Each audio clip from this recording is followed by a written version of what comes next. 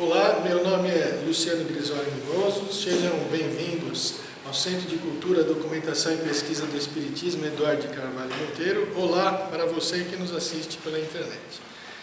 Primeiramente, nós desejamos agradecer a Deus, convidar a todos para agradecer a Deus, agradecer ao nosso guia espiritual que muito se esforçou para que pudéssemos estar aqui reunidos na noite de hoje, neste dia.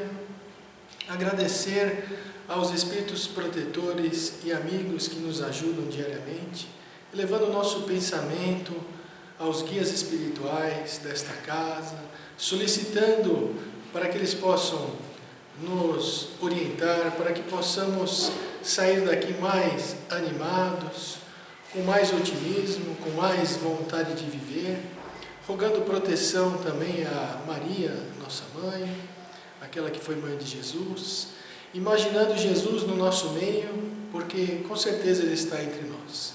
Que possamos fazer desta noite uma noite de bastante alegria, uma noite de reflexão e de estudo. Muito obrigado. Que assim seja. Muito bem. Hoje nós vamos falar sobre este tema, desgosto pela vida, suicídio. Por que o Espiritismo previne contra o suicídio?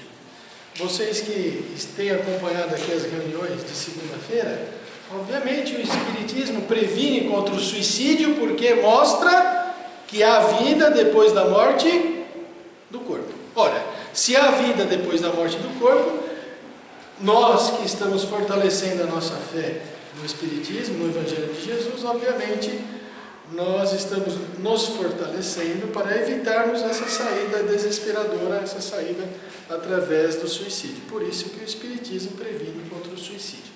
Mas eu quero perguntar a vocês, vocês têm ideia de quantas pessoas se suicidam por ano?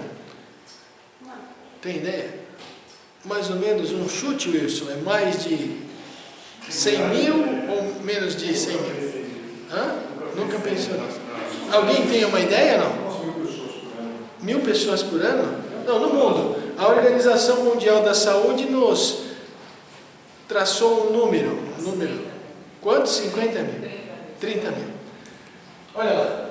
Quantos suicídios acontecem anualmente no mundo?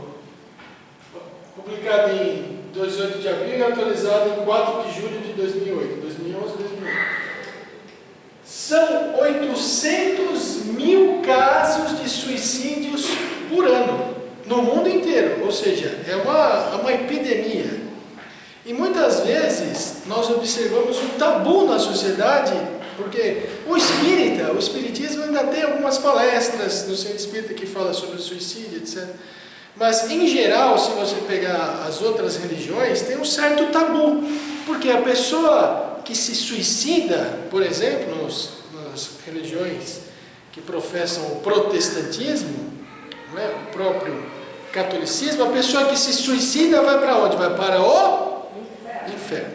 E se vai para o inferno, vai ficar lá irremissivelmente. O Espiritismo já nos demonstra que viemos do mundo espiritual, estamos reencarnados, que somos candidatos à angelitude, que teremos múltiplas e sucessivas reencarnações, tantas quantas forem necessárias para atingirmos a perfeição. De maneira que o Wilson, que nós estamos vendo aqui na nossa frente, será um anjo. Quando? Eu não sei dizer. Múltiplas reencarnações. Todos que estamos aqui seremos anjos, né? Seremos espíritos puros, mas teremos que passar por múltiplas e sucessivas reencarnações. Então, por exemplo, 1 minuto 60 segundos, 1 hora 60 minutos, etc. 800 mil pessoas por ano, ou seja, nesta 1 hora que estaremos estudando sobre o tema, cerca de 90 pessoas cometerão suicídio no mundo. Então marca aqui, daqui para 1 hora, no mundo, 90 pessoas se suicidarão. Então é uma epidemia, então é preciso que nós falemos sobre o suicídio, é preciso que nós mostremos acerca da filosofia espírita, de onde nós viemos, porque estamos aqui, para onde vamos, acerca da mediunidade, para que a gente possa ter esses instrumentos, para que possamos nos prevenir, não é? E evitarmos o suicídio. Afinal de contas, quem de nós nunca pensou em suicídio uma vez? Existe alguém aqui nessa sala que nunca pensou em suicídio? A senhora? 2, 3, 4, 5. Muito bem. Eu falo para vocês, eu não diria que eu pensei em suicídio, mas poderia dizer que sim, mas até tenho gravado isso no YouTube. Tinha uma noiva, fiquei noivo em março de 2007, depois de 50 dias pedi um tempo, eu fiquei alucinado, e eu fiquei louco, fiquei doidão, né? Entrei em depressão e mágoa, e aí me vinha na cabeça, se mata. Mas aí, como o Espiritismo previne contra o suicídio? No livro O Céu e o Inferno, que nós vamos estudar um pouco hoje, na segunda parte do livro O Céu e o Inferno, nós temos depoimentos dos espíritos. O Allan Kardec estudou como os espíritos estão no mundo espiritual. Espíritos felizes, espíritos de criminosos arrependidos, espíritos que estão passando por expiações terrestres, espíritos de suicidas. E lá nesse livro existe o caso de Luís e a pespontadeira de botinas, ou seja, a que confeccionava botinas. Luís estava almoçando com a sua noiva, jantando com a sua noiva, de repente uma discussão fútil qualquer, a noiva rompeu o noivado e mandou-o embora. Ele foi embora para casa achando que isso era temporário, e depois de insistir múltiplas e sucessivas vezes, ela não o atendia. Ele, por um impulso, lançou-se à porta dela e se matou. De repente ela ouve um barulho na porta, como se fosse um corpo caído. Ela abre a porta e era o seu noivo. Então, ou seja, ele não suportou a separação e se matou. Por quê? Por orgulho. Não aguentou, não teve resignação. Por orgulho. E aí ele foi evocado por Allan Kardec. E ele disse: se eu realmente a amasse, eu não desejaria nenhum tipo de mal a ela. Porque, obviamente, ele matou-se para que ela sentisse remorso, alguma coisa qualquer. Então ele se arrependeu. Então, quando eu passei por esse momento de sofrimento, me veio essas ideias na cabeça, e eu lembrava do Luís e a pespontadeira de botinas, algumas traduções, o nome muda um pouco, né? E eu pensava, mas como eu estudo Espiritismo desde há muitos anos, desde 11 anos, como é que eu posso sair por essa estrada? Ou seja, também era a influência dos espíritos que queriam o meu mal, né? Que queriam me desviar da rota. Então, por que eu estou falando isso? Porque muitas pessoas na vida pensam em suicídio. Nós estamos aqui pouco mais de 15 pessoas, 4, 5 não pensaram, outros já pensaram. Então, por isso que vamos estudando para nos fortalecermos. Então, difícil encontrar neste mundo alguém que nunca tenha pensado em suicidar-se, né? E aí nós vamos estudar as questões do Livro dos Espíritos e outras instruções. Questão 943. De onde vem o desgosto pela vida que se apodera de alguns indivíduos sem motivos plausíveis? Efeito da ociosidade, da falta de fé e geralmente da sociedade. Para aqueles que exercem as suas faculdades com um fim útil e segundo as suas aptidões naturais, o trabalho nada tem de árduo e a vida se escoa mais rapidamente, suportam as suas vicissitudes com tanto mais paciência e resignação, quanto mais age e tem de vista a felicidade mais sólida e mais durável. Deus espera.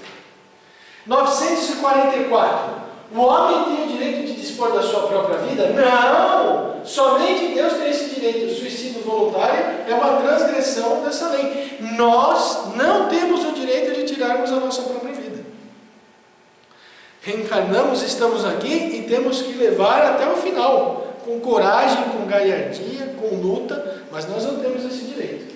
O suicídio não é sempre voluntário. O louco que se mata não sabe o que faz. Quem pensar no suicídio que tem por causa o desgosto da vida? E olha a resposta dos espíritos superiores: insensatos. Por que não trabalhavam? A existência não teria sido pesada. Então, no caso do Luís, que se matou, ele por orgulho se matou, né? Desejava que a noiva sentisse remorso. E olha a resposta dos espíritos: insensatos. Por que não trabalhavam? O que significa isso? Joana de Anjos, espírito guia do médium Divaldo Pereira Franco, nos diz: quem é solidário jamais será solitário.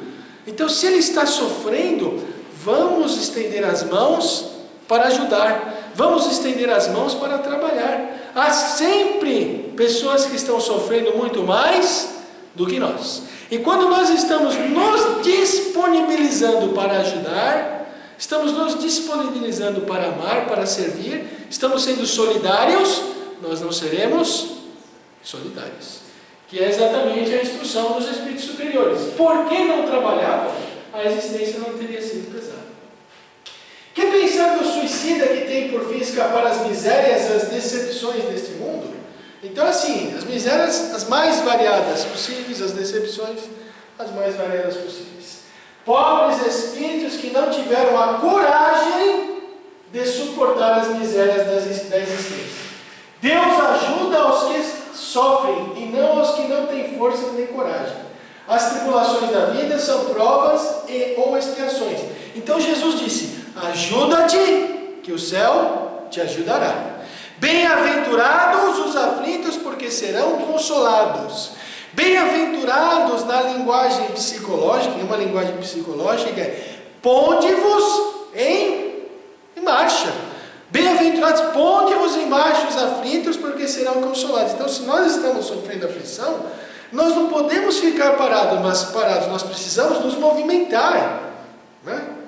Se estamos com dificuldade, vamos nos movimentar. Ajuda-te, que o céu te ajudará. E a prece, nessa hora, obviamente, que vai ajudar bastante. Okay? Então, ou seja, olha lá, de junho de 2014, mas isso se repete, né? Nós temos 800 mil por ano. Estudo da crise econômica causou 10 mil suicídios em 3 anos. Isso lá em 2014. Então, ou seja, camarada perde o emprego, às vezes opta por se matar. Rompe o relacionamento, opta por se matar. E as mais decepções, as mais variadas possíveis, muitos optam por isso. E aí tem várias outras perguntas. Por exemplo, o suicida que tem por fim escapar a vergonha de uma ação má é tão repreensível como o que é levado pelo desespero? Não é? Ou seja, aquele que é levado pelo desespero, não é? Existem os atenuantes e os agravantes. Okay? O suicídio é perdoável quando tem por fim impedir a vergonha que envolve os filhos e a família? Sempre nós temos os atenuantes e os agravantes. Sempre o suicídio, sempre Deus vai nos estender o quê? O perdão, certo ou não? Sempre nós seremos perdoados, mas nós vamos ter que responder pelo caminho que fizemos. Haja visto o estudo da parábola do filho pródigo, sim ou não? O filho pródigo saiu, foi para um país longínquo, não é? Gastou todos os bens com meretrizes nas noitadas, sobreviveu uma grande fome, não tinha nada para ele fazer, procurou um amigo e esse amigo mandou ele alimentar porcos. Os judeus, eles não se alimentavam de porcos. Aí, ou seja, é o simbolismo de Jesus. Aí ele estava alimentando os porcos com as alfarrobas que deram para ele. E o que aconteceu? Ele não tinha nem alimento. Então, ou seja, era uma linguagem simbólica de Jesus para dizer que o indivíduo estava no fundo do poço. E mesmo no fundo do poço, ele caiu em si e voltou para a casa do pai.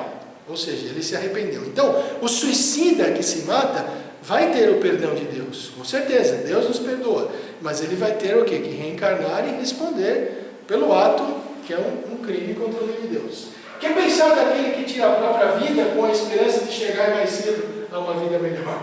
Aí, pior ainda, né? A gente já estudou que não podemos tirar a vida, mas enfim, são questões aí para a gente estudar. O sacrifício da vida não é às vezes meritório quando tem por fim salvar a de outros, ou ser útil aos semelhantes? Aí é diferente, né? Isso é sublime, de acordo com a intenção. E se o sacrifício da vida não é, e o sacrifício da vida não é então o suicídio. Mas Deus se opõe a um sacrifício inútil e não pode vê-lo com prazer se estiver manchado pelo orgulho. E aí ele continua, né? Um sacrifício não é meritório, senão pelo desinteresse. E aquele que pratica tem às vezes uma segunda intenção, que ele diminui o valor aos olhos de Deus. Todo sacrifício feito à custa da própria felicidade é um ato soberanamente meritório aos olhos de Deus, porque é a prática da lei da caridade. Ora, sendo a vida um bem terreno que o homem dá maior valor, aquele que a ela renuncia pelo bem dos seus semelhantes, não comete um atentado, é um sacrifício que ele realiza. A vida é o nosso bem mais precioso. A vida é o nosso bem mais precioso. O nosso corpo é o nosso bem mais precioso, porque através do nosso corpo nós podemos progredir moralmente, intelectualmente, ajudar, servir e amar. Então, a pessoa que num ato voluntário, né, se voluntaria para salvar a vida de uma outra pessoa, se não está sendo por orgulho, não é um suicídio, mas é um sacrifício. Okay? 952. O homem que perece como vítima do abuso das paixões, né, quais são essas paixões que Allan Kardec está falando? Que, como sabe, deve abreviar o seu fim, mas as quais não têm mais o poder de resistir, porque o hábito as transformou em verdadeiras necessidades físicas, comete um suicídio, é um suicídio moral. Não compreendeis que o homem, neste caso, é duplamente culpado? Há nele falta de coragem e bestialidade, além disso, o esquecimento de Deus. Quais são essas paixões que Allan Kardec está perguntando aos espíritos? Vocês têm ideia ou não? A bebida, a droga, fumo. Vamos ver. Outros suicidas. Neste livro, Após a Tempestade, ditado pelo espírito Joana de Anjos, ao médico Divaldo Pereira Franco, ela tem essa mensagem: suicidas. Em considerando a problemática das graves ou imprevisíveis desgraças decorrentes do suicídio, convém examinemos também a larga faixa dos autocidas indiretos. Não é? Os espíritos superiores falaram o seguinte: suicídio moral. E ela aqui está falando autocidas indiretos. Daquele que se precipitam à hora da desencarnação mediante os processos mais variados. Então, há pessoas que não se dão um tiro na cabeça, que não se enforcam, que não se jogam num trem, que não pulam de uma ponte ou de um prédio, mas podem ser considerados autocidas ou suicidas indiretos. Quais são eles? Vamos ver.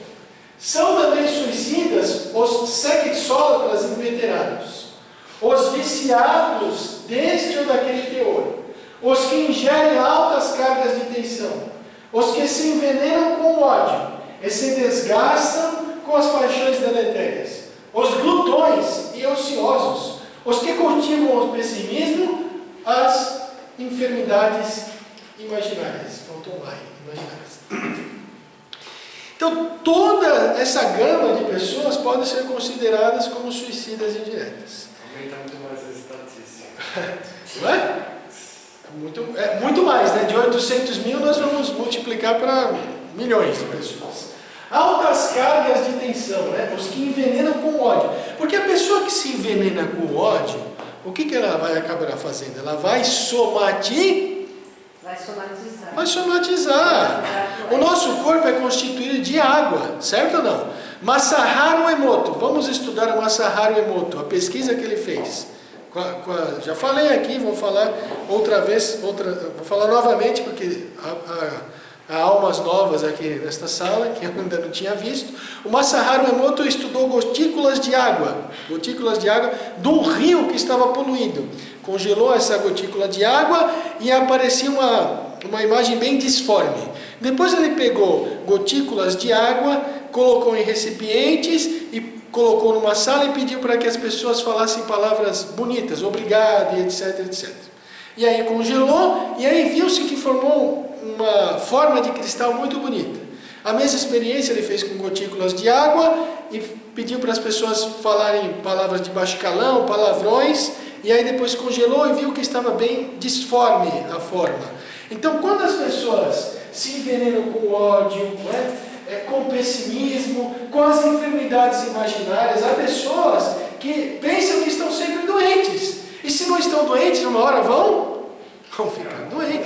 Então vão acabar o quê? Se suicidando indiretamente, vão partindo indiretamente. As pessoas que são viciadas, os sexópatas, o que acontece? Quando nós reencarnamos com uma quantidade de fluido vital, certo?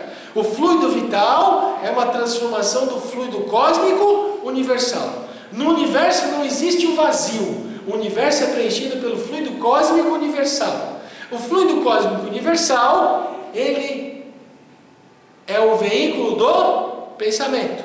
Como o ar é o veículo do som, o fluido cósmico universal é o veículo do pensamento. O fluido cósmico universal possui dois estados distintos, de eterização ou imponderabilidade e de materialização ou ponderabilidade. De maneira que isto que vocês estão vendo é uma transformação do fluido cósmico universal. O nosso corpo, tudo que é matéria. No universo existe Deus, Espírito e matéria. O fluido vital é uma transformação desse fluido cósmico universal. De maneira que, quando reencarnamos, vamos assimilar uma quantidade de fluido vital. Há pessoas que têm mais vitalidade e outras que têm menos vitalidade. Quando as pessoas enveredam pelos caminhos do vício, do sexo, da sexolatria e das mais variadas formas que nós estamos vendo aqui, eles vão o quê? Gastar mais rapidamente o fluido vital, que é como se fosse uma bateria. Se você deixar o equipamento ligado o tempo todo na bateria, a bateria vai descarregar mais rapidamente. Sim ou não? Mais ou menos isso que nós precisamos entender. E ela continua nesse livro aqui, ó. Fumantes inveterados, toxicômanos irresponsáveis, alcoólatras sistemáticos, sexólatras atônitos, padecendo de estranhas e rudes obsessões, já se encontram a largo trecho da estrada. E aqui ela está falando do que a gente falou. A insatisfação demorada desarticula o ritmo da máquina orgânica. Ó. A ansiedade contínua leva às alienações. O ciúme envilece o caráter e desconcerta a máquina. A avareza tisna o discernimento e perturba a organização fisiológica. Também são suicidas. Aí vai aumentando cada vez mais a estatística. Gênesis do suicídio. Né? A mesma coisa. Ó, a mágoa que conservas como ácido que te corrói os tecidos do sentimento constitui morbo que em breve terminará por vencer as tuas resistências. Irritação, desespero, rebeldia, tristeza. E olha aqui, suicida não é somente aquele que, acionado pelo desconcerto da emotividade, se arroja no despenhadeiro da autodestruição física. Não é só, são todos esses, né? E ela fala aflição, melancolia e, finalmente, ó, 1000 pequenas injunções contra a tua saúde emocional e mental que deves rechaçar antes que seja punido pelo infortúnio da desencarnação injustificável e precipitada. Então, precisamos controlar o que? As nossas emoções. Certo? Viciação. Né? Então, ou seja, veja aqui, ó, palestra, uma foto da palestra do Dr. Américo Domingos Nunes. Né? Então, o camarada está fumando aí um baseado e tem lá os espíritos vinculados a eles também. Né? Então, obviamente, há um componente de obsessão dos vícios em tudo aquilo que a gente estava falando aqui agora. Então, ou seja, tudo isso, né? Os glutões, né? Cigarros, jogos, bebida. Não sei se dá para ver aqui, ó, mas camarada bebendo aqui, uma fotografia de um, fazendo como se fosse um espírito, né? Ó, jogos, etc. Tudo isso vai o quê? Desgastando a pessoa. São, ó, violência, né?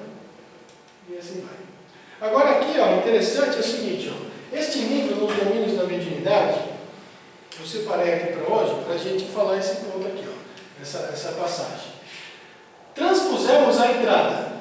Isso, o Espírito está relatando um local como se fosse um barzinho, né? Transpusemos a entrada. As emanações do ambiente produziam em nós indefinível mal-estar, junto de fumantes e bebedores inveterados. Isso antigamente, nos bares, se fumavam junto com a bebida. Hoje aqui em São Paulo, acho que na grande maioria do país, está proibido. Né? Criaturas desencarnadas de triste feição se demoravam expectantes. Eu, quando saía de noite, às vezes eu ia numa baladinha, Eu nunca fumei, mas eu voltava tudo cheirando cigarro, né? Quem é dessa época lembra. Então eu tinha que tirar a roupa para poder lavar, porque... Antigamente se fumava em avião. Se fumava em avião, né? Então, loucura, né? Olha lá. Alguns sorviam as baforadas de fumo arremessadas ao ar, ainda aquecidas pelo calor dos pulmões que as expulsavam. Nisso encontrando alegria e alimento. Outras aspiravam o hálito de alcoólatras impenitentes. É mais ou menos essa fotografia aqui, tá vendo? Aqui, ó. Muito bem, mas para ilustrar. E a gente costuma falar, essa dose vai para o santo, vai mesmo. Vai para o santo mesmo. Né? Também é uma foto da palestra do Dr. Américo Domingos. Bom, e aí o Espírito continua. Indicando-as, informou o orientador. Muitos de nossos irmãos que já se desvencilharam do vaso carnal se apegam com tamanho desvario às sensações de experiência física que se cosem àqueles nossos amigos terrestres, temporariamente desequilibrados, nos desagradáveis costumes porque deixam influenciar. Mas por que mergulhar dessa forma em prazeres dessa espécie? E o Hilário disse o assistente bondoso, porque a vida começou, a morte continua. Então o camarada desencarna viciado, ele vai o quê? Ele vai se conectar com quem? Com quem é viciado. No sexo, no álcool, nas drogas, no jogo, no ódio, de tudo aquilo que nós estávamos comentando aqui nos slides anteriores. Voltando aí para o livro dos Espíritos.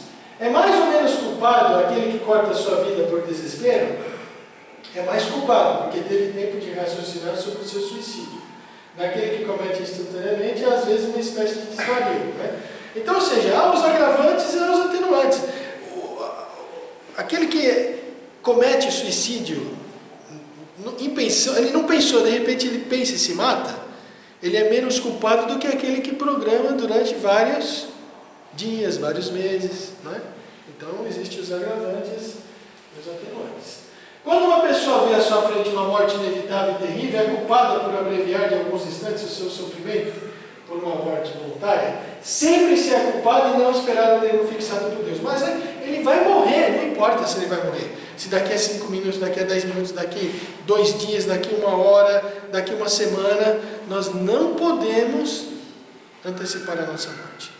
Na vida do espírito, quando encarnado, às vezes 5 minutos, 10 minutos, 1 hora, faz muita diferença. Porque às vezes a pessoa se arrepende, às vezes a pessoa tem uma reflexão, e esse arrependimento conta muito na vida espiritual para frente. Então, absolutamente nós não podemos ir pelo caminho da eutanásia, né? Na verdade, é isso daí. Concebe-se que em circunstâncias ordinárias seja o suicídio repreensível, mas figuramos o caso em que a morte é inevitável, que a vida só é abreviada por alguns instantes. É sempre uma falta de resignação. Então, é sempre uma falta de resignação, de submissão à vontade do corpo. Nesse caso, quais são as consequências da ação? Uma expiação proporcional à gravidade da falta, segundo as circunstâncias, como sempre. Então, a pessoa, vamos supor que realmente estava prestes a desencarnar, de repente, alguns minutos, 1 hora, e a pessoa se suicida. Então, a falta, ela é de acordo com esse período. Cada caso é um caso. Uma pessoa que se suicida com 14 anos teria uma vida toda pela frente. Uma pessoa que se suicida já nessa situação é diferente. Então, cada caso é um caso que precisa ser analisado de acordo com as leis estabelecidas por Deus. Né? Há uma imprudência que compromete a vida sem necessidade repreensível. Não há culpabilidade quando não há intenção ou a consciência positiva de fazer mal. Pessoal, está clareando aí a ideia? Está melhorando a ideia que vocês tinham do tema? As mulheres que em certos países se queimam voluntariamente sobre os corpos de seus maridos podem ser consideradas como se tendo suicidado e sofrem as consequências disso? E aí os espíritos superiores respondem: elas obedecem a um preconceito e geralmente o fazem mais pela força do que pela própria vontade. acreditam cumprir o dever, o que não é característica do suicídio. Sua escusa está na falta de formação moral da maioria delas e na sua ignorância. Essas usanças bárbaras e estúpidas desaparecerão com a civilização. Eu não sei se hoje em dia a gente tem lá para os lados da Ásia, alguma coisa assim, mas na época de Kardec ainda tinha, né? Então, esses costumes eles vão desaparecendo, né, conforme o tempo vai indo. Os que não podendo suportar a perda de pessoas queridas se matam na esperança de se juntarem a elas, atingem o seu objetivo, o resultado é bastante diverso. Então, alguém que se separa de um ente querido, de uma pessoa querida, se mata com o objetivo de encontrar. Completamente, a resposta é completamente diferente, né? Deus não pode recompensar um ato de covardia e o insulto que lhe é lançado contra a dúvida quanto à sua providência. Então, no Céu e Inferno, eu falei aqui do Luiz e a Pespontadeira de Botinas, nós vamos estudar aqui um outro caso. No livro O Céu e o Inferno. No livro O Céu e o Inferno, nós temos aqui suicidas, 9 depoimentos de suicidas. Eu falei aqui um pouquinho do Luiz, né, a Pespontadeira de Botinas, e agora nós vamos estudar mãe e filho. Por que mãe e filho? Porque mãe e filho complementa a pergunta do Allan Kardec, a 956, e as instruções dos Espíritos Superiores em O Livro dos Espíritos. No mês de março de 1865, o Sr. C., negociante em uma pequena vila perto de Paris, tinha em sua casa, gravemente enfermo, seu filho de 21 anos. Esse jovem, sentindo aproximar-se do momento da morte, chamou sua mãe e ainda teve forças para abraçá-la. Ela, vertendo lágrimas abundantes, lhe disse: vai, meu filho, vai na minha frente, não tardarei em te seguir. E todo mundo achou que ela não ia fazer isso. E ela se matou.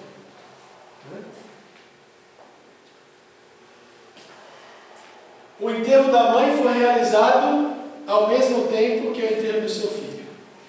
E aí, o Allan Kardec, ele evocou o filho. Porque o Allan Kardec, ele queria estudar as condições dos espíritos do mundo espiritual. E ele evocou o filho. Pergunta: tendes conhecimento da morte da vossa mãe, que se suicidou, não suportando o desespero que a vossa perda lhe causou? Resposta: sim, e sem a tristeza que me causou o cumprimento da sua falta, aqui está trocado, da sua fatal resolução, eu seria perfeitamente feliz. Pobre e excelente mãe, ela não pôde suportar a prova dessa separação momentânea e tomou para se reunir ao seu filho, que ela amava tanto, o caminho que devia afastá-la dele. Ai de mim por muito tempo. Então, ela achou que se matando, ela acreditava ou não na vida após a morte? Sim ou não? Sim. Acreditava. Mas ela se matando, não mostrou o quê? Não mostrou fé em Deus. E mostrou que é uma falta de resignação, certo? E aí ele falou: poxa vida, minha pobre mãe, isso me afastou. Vai me afastar dela por muito tempo. Assim, ela retardou indefinidamente essa reunião, que teria sido rápida se a submissão à vontade do Senhor houvesse preenchido sua alma e se ela tivesse se resignado, humilde e arrependida, diante da prova que ia sofrer, da expiação que iria purificá-la. Então, a mãe deste espírito estava passando por uma expiação. Quem sabe o que ela fez em vidas anteriores? Não é? Quem sabe esse espírito, aqui estou fazendo uma suposição, muito íntimo desse espírito, reencarnou para que ele pudesse viver os 21 anos, para que ela pudesse o quê? Passar por essa expiação, e ele resignadamente, com 21 anos, partiu. Era uma expiação para ela, não é? Era uma prova que ela precisava fazer de vidas, passar por causa de vidas anteriores. E ela, nessa falta de resignação, não soube suportar. E ele fala: rogai por ela, e principalmente não a imiteis, mães que ficasseis comovidas pela triste narração de sua morte. Não acrediteis que ela amasse mais que as outras mães a esse filho, era sua alegria e seu orgulho. Não, ela não amava mais, porém não teve coragem e resignação. Mães, que me escutais quando virdes a harmonia encobrir os olhos apagados dos vossos filhos, lembrai-vos de que, como Cristo, ele sobe ao alto do Calvário, de onde deve se levar a glória eterna. E aí, o Allan Kardec, ele evocou a mãe. Ele falou assim, bom, eu conhecia o estado do filho, como é que vai estar o estado da mãe? Vamos ver como é que está o estado da mãe? Quero ver o meu filho, tendes o poder de me restituí-lo? Ó, os impiedosos, eles me tomaram meu filho para o conduzirem na luz e me deixarem na escuridão. Eu o quero, ele me pertence. Então o amor materno não é nada? Como? Tê-lo carregado 9 meses, alimentado com o seu leite, a carne de sua carne, o sangue de seu sangue, ter guiado seus primeiros passos, ter ensinado a proporcionar o sagrado nome de Deus e o doce nome de sua mãe, de ter feito um homem pleno de atividade, de inteligência, de honestidade, de justiça, de amor filial, e perdê-lo quando ele realizava as esperanças que havia depositado nele, quando um brilhante futuro se abria diante dele? Não! Deus não é justo. Esse não é o Deus das mães. Ele não compreende o seu desespero, a sua dor. E quando me entrego à morte para não deixar meu filho, ele me é arrebatado novamente. Meu filho, aonde estás tu? Veja o desespero da mãe. A mãe queria encontrá-lo, mas com o ato, com a falta de resignação, com a falta de fé em Deus, ela se afastou indefinidamente. Porque ele havia desencarnado. Ele estava numa situação relativamente boa, mas a mãe teria que fazer um caminho e isso afastou. Ela teria que reencarnar e etc. Aquela coisa toda que a gente já sabe, né? Como ele também, mas é um período mais longo, né? E aí o evocador, pobre mãe, nós compartilhamos da vossa dor, mas tomastes um triste caminho para ficar junto do vosso filho. O suicídio é um crime aos olhos de Deus, e devereis pensar que ela pune qualquer infração às suas leis.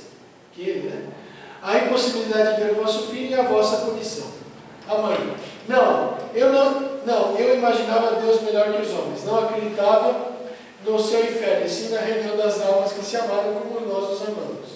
Bom, e aí, continua, mas fica aí a sugestão para que vocês possam também continuar a ler, né? Tem mais sobre a evocação do livro do seu inferno. Eu imaginava Deus melhor que os homens, não acreditava no seu inferno, e sim na reunião. Não é um Deus justo e bom, porquanto não compreendeu a imensidade da minha dor e do meu amor. Quem me restituirá meu filho? Eu terei perdido para sempre piedade. Então, ela estava num sofrimento muito atroz, né? Muito difícil. Bom, então nós vimos que existem os atenuantes e existem os agravantes. Nós vimos que há pessoas que se suicidam por um ato impensado, tomam aquela decisão. Há pessoas que se suicidam planejando durante muito tempo, esses obviamente são mais culpados. Há pessoas que são levadas pelo suicídio por espíritos obsessores, certo? Então, ou seja, nós sempre temos o nosso livre-arbítrio, ok? Sempre vamos responder pelo nosso livre-arbítrio. O suicida sempre vai ser culpado, mas aí se ele é levado por esses espíritos obsessores a cometer o suicídio, os espíritos obsessores também vão ter a sua dose de culpa, né? Vão responder, ok? E aí, para a gente estudar a volta, uma nova reencarnação. Então, afinal de contas, como os espíritos reencarnam aqueles que se suicidaram? Aqueles que se suicidaram por enforcamento, por afogamento, por envenenamento, por um tiro ou por qualquer outra forma de suicídio. E a gente buscou na literatura espírita algumas explicações. Suicidas, esses pobres revoltados contra a divindade. Aqui também tenho que corrigir. Esses pobres revoltados contra a divindade que esfacelaram o crânio em arremetidas de ódio contra a existência, reencarnam perturbados pela idiotia. A Joana de Anjos falando, tá? Escrevendo, não estou falando de mal. Idiotia, surdez, nudez, conforme a parte do cérebro afetada. Ou por hidrocefalias, cabeças grandes, mongolismos. Os que tentaram enforcamento reaparecem com processos de paraplegia infantil. Os afogados padecem efizema pulmonar. Os que desfecharam tiros no coração retornam sob o jugo de cardiopatias irreversíveis e dolorosas. Os que se utilizaram de tóxicos e de venenos volvem sob o tormento de deformações congênitas, da asfixia respiratória ou estruturados por úlceras gástricas, duodenais e cânceres devoradores. Os que despedaçaram o corpo em fugas espetaculares recomeçam vitimados por atrofias, deformações, limitações pungentes, em que aprendem a valorizar a grandeza da vida. Então, esses espíritos reencarnam com essas problemáticas para que possam o quê? Valorizar aquilo que eles não valorizaram. Não é? Então, o que acontece? Quando o espírito reencarna, quando começa a ligação do espírito com o corpo, quando o espírito está para reencarnar, ele vai ligar-se ao quê? Ao espermatozoide, que pode apresentar todas essas as problemáticas compatíveis com cada caso. Sim ou não? É isso que acontece.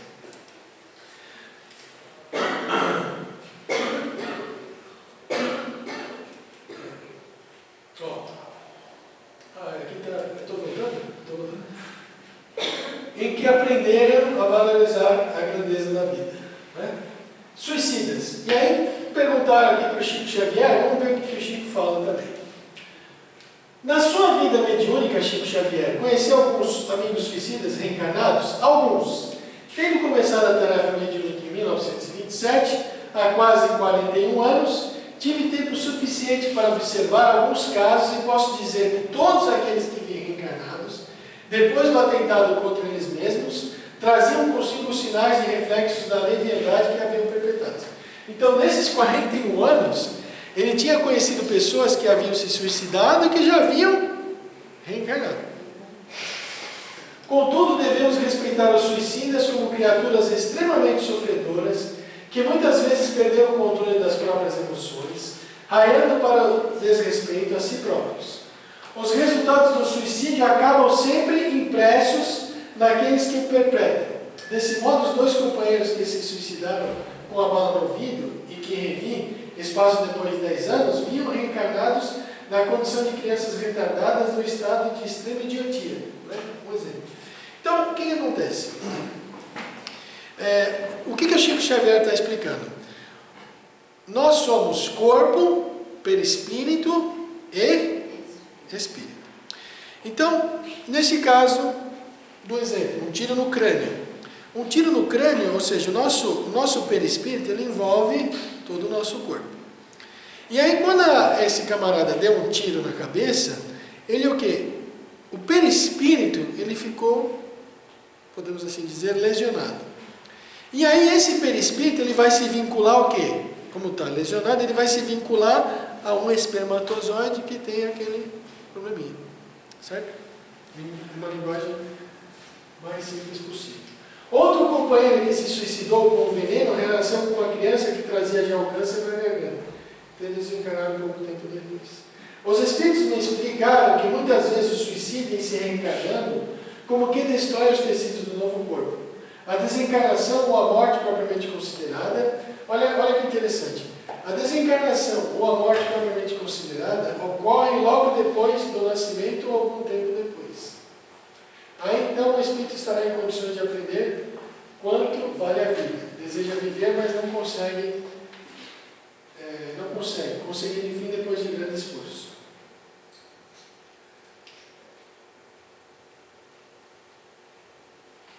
Ou seja, o camarada, ele reencarna,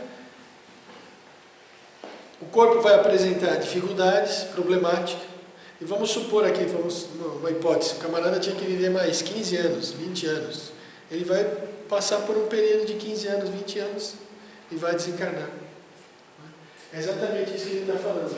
Deseja viver, mas não consegue, conseguindo enfim depois de um grande esforço. Né? Então, para ele valorizar a vida. Né? Aprende quanto vale a vida. E aí pergunta, aproveitando a oportunidade do seu profundo conhecimento da matéria, nós perguntamos: os espíritos acham que o sofrimento do suicida decorre de um castigo de Deus? Claro que não, né? Não, né? E olha aqui para a gente fixar aqui, ó. Perturbando os ligamentos, as estruturas, as conexões de nosso corpo espiritual, e permanecemos no além com os resultados do suicídio, para depois, ao reencarnarmos na Terra, trazermos as consequências do nosso próprio corpo.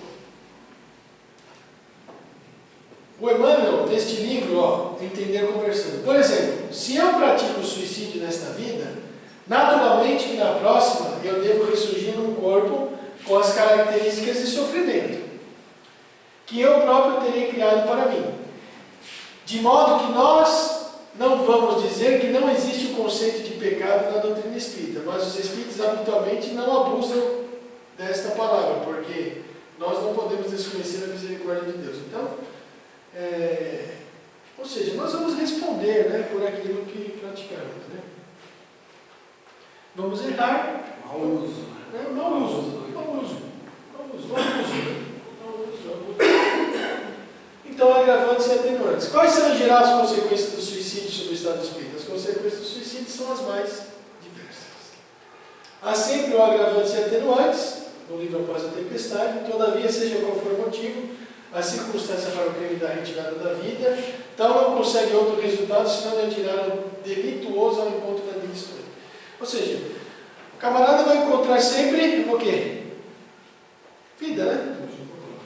Vai encontrar vida. Então, na verdade, assim, a pessoa, muitas vezes, ela não quer se matar, ela quer eliminar o problema. E como ela não tem uma fé alicerçada, não tem essa educação espiritual, não conhece o que nós conhecemos, ela acaba optando pelo suicídio. Em circunstância análoga àquela que passou a invadir-se com os problemas que não espera de encontrar. Então, ou seja, vai encontrar problemas, né, muito piores que ela não esperava enfrentar. É um ato de extrema rebeldia, reação do orgulho desmedido, vingança de alto porte que busca destruir-se ante a impossibilidade de contra-aniquilar. O suicídio revela o estágio de brutalidade moral em que se demora a criatura humana. No fundo de todas as razões predisponentes para o autocídio, excetuando-se as profundas neuroses e psicose de perseguição, as maníaco-depressivas que procedem de antigas fugas espetaculares, a vida em que o espírito traz nos seus defeitos do ser como predisposições à repetição da falência moral. Se encontra o orgulho. Então, o orgulho é um grande problema, né? Que somente a ação contínua no bem e sistemática na confiança em Deus pode regularizar com a indispensável eficiência. Aqui é um caso do livro de Valdo Pereira Franco, eu botei letra bem pequenininha, mas é um caso interessante também, porque em 1923 havia um responsável pela guarda dos livros, e esse responsável pela guarda, eu nem sei exatamente o que é guarda-livros, né? Nós estamos em 1919, mas acho que era alguma questão de contabilidade, né? Contador. E havia um responsável que já trabalhava há 20 anos, aí recebeu um rapaz novo para trabalhar. E ele era muito rígido, e ele pegava muito no pé desse rapaz. E esse rapaz não estava contente de modo algum. E esse guarda-livros também era responsável pelo dinheiro da empresa. E ele colocava o dinheiro que ele recebia durante o dia no cofre, e no final do dia ele fechava o cofre. E esse rapaz, que era novo no emprego, numa bobeada que o responsável do cofre deu, ele foi lá e surrupiou uma quantia muito grande de dinheiro. E aí falou para o dono da empresa, falou: o fulano de tal, eu vi essa noite ele pegar essa quantia de dinheiro, eu vi esse dia ele pegar essa quantia de dinheiro, pode conferir. Aí o dono foi lá, conferiu, o dinheiro não estava lá.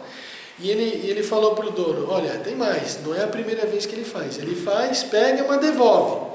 Aí o que acontece? O dono foi lá e processou o guarda-livros foi preso e foi sentenciado a 10 anos de prisão. E esse guarda-livros, que era responsável pela guarda dos livros, ele foi sentenciado a 10 anos de prisão, e ele não aguentou e se suicidou. E o Belarmino, não é, que foi o caluniador, depois de 15 anos ele também não aguentou o remorso. e se suicidou também, porque o camarada não tinha culpa nenhuma, né? Então é um depoimento bastante interessante. Então ele traz esse depoimento do Divaldo para o quê? Para fazer essa catarse, né? Para poder colocar para fora aquela mágoa, né, que ele carregava, né? A culpa, a mágoa, né? Durante muito tempo. Bom, agora aqui eu trouxe um caso que é bastante conhecido dos senhores e das senhoras, é o caso de Judas Iscariotes. Judas Iscariotes traiu Jesus por 30 moedas de prata? Sei lá. Ah, pegadinha, né? 30 moedas de prata, não foi nem de ouro. Cara de pau, né? 30 moedas de prata. E depois? E depois o que ele fez? Ele se arrependeu. Tá bom, se arrependeu. E depois do arrependimento ele se matou. Então, como nós estamos estudando sobre suicídio, a gente vai dar uma passada aqui nesse livro Vivendo com Jesus. Sempre quando perguntam, traiu Jesus por 30 moedas, sempre tem um que responde de ouro. Mas foi de prata, né? Incrível, né? Porque uma pessoa que conviveu, e a Amélia Rodrigues fala assim, era o mais inteligente de todos. Ele era responsável pelas finanças do grupo. Se tinha algum dinheiro, ele carregava a bolsa de dinheiro. Então, de todos, era o mais inteligente, mas como a moralidade não caminha junto com a inteligência, ele fez o que nós não sabemos. E aí a Amélia fala assim, ó, desesperado, já peguei lá no meio da mensagem, né? Desesperado, atirou-lhe as 30 malditas moedas de prata, que eram o preço da traição, e saiu enlouquecido, sem forças nem sequer para quitar a própria desdita. Ele pensava, ele queria o quê? Ele pensava no projeto dele, então ele achava que traindo Jesus ia se movimentar. Imagina, convivendo 3 anos com Jesus. Jesus curava os leprosos, os enfermos, falando sobre amor. Ele achou que Jesus, naquele momento, ele ia salvar o povo judeu, ia se movimentar, mas foi totalmente contrário. Aí ele caiu em si, né? As sombras densas e o clima terrível, resultado das mentes infelizes, reunidas para o grande desfecho, abafavam as emoções que o asfixiavam. O horror apresentava-se em forma de fantasma, sobre a cidade infeliz dos profetas, desprezados e assassinados, conforme ele declarava oportunamente. Não suportou o desconcerto superlativo que o tomou todo, e a mesma força tiranizante que o desgovernava sussurrou-lhe a fuga pelo suicídio, que ele atendeu de imediato, atirando uma corda vigorosa sobre um galho forte de velha figueira, e enforcou-se. E a mesma força tiranizante que o desgovernava sussurrou-lhe a fuga pelo suicídio, ou seja, os espíritos. Tá aí. Quando ele recebeu o chamado daquele estranho, era jovem, e todas as fibras do corpo e da alma vibravam de especial emoção. Aqui ela está retratando, né, como ele é. Chamava-se Judas, que em hebraico significa agradecimento.